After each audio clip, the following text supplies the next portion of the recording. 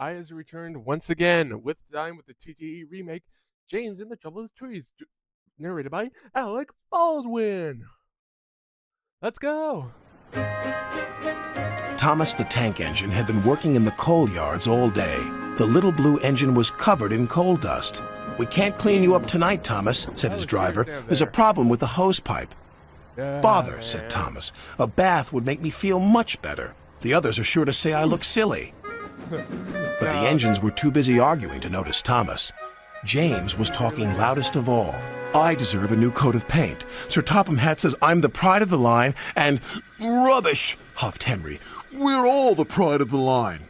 "It's been like this all day," confided Percy to Thomas. "James is getting a new coat of paint and won't stop boasting about it." "Why, James? I'm the one who needs a new coat. Look at me." "I'd rather not," retorted James. "You're not a pleasant sight, and wouldn't understand the needs of a really important engine." Thomas was fuming. Next morning, as James was being repainted, Henry had an accident. "If you can't push cars properly, Henry, why not talk to a tree instead? You know how much you like the forest." "As a matter of fact, bossy boiler, Sir Topham Hatt is inspecting the island for trees that are too close to the line. He's worried they might cause trouble." "Pah!" laughed James. "If I came upon a tree, I'd just push it aside." Actually, "Really?" Henry replied. We're like scared. Soon James was showing off his paintwork. "Make way for an important engine." "You wouldn't feel important if one of those trees crashed on you. You'd feel hurt," reproached Percy. "Rubbish! It wouldn't dare."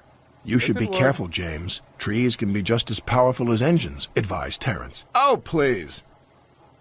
Now, excuse me, Sir Topham Hatt needs me to pull the express."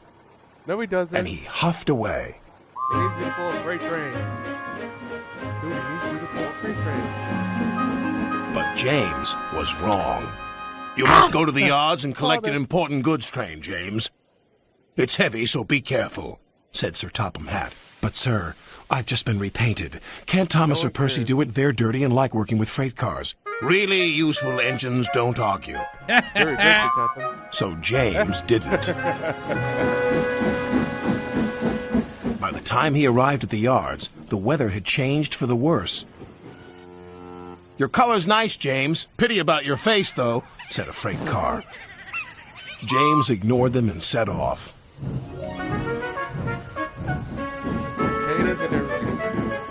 Soon they came to a hill, and his driver knew they were in for a difficult time.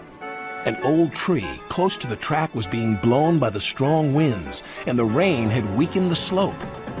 All of a sudden, the tree moved.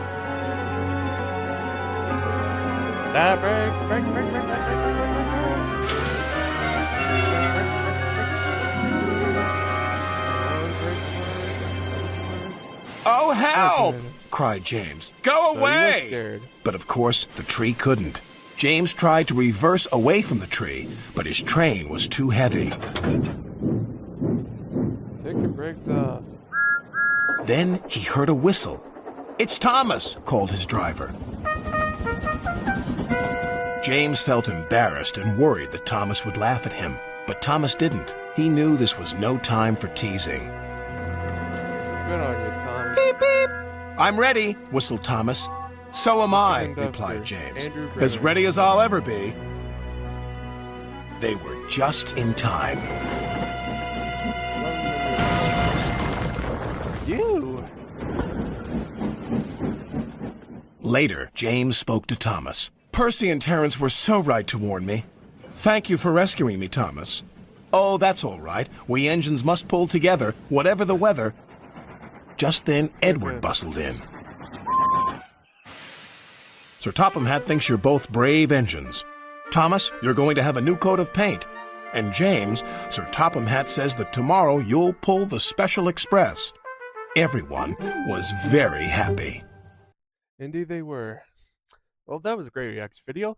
Hope you liked it, and I will see you again soon.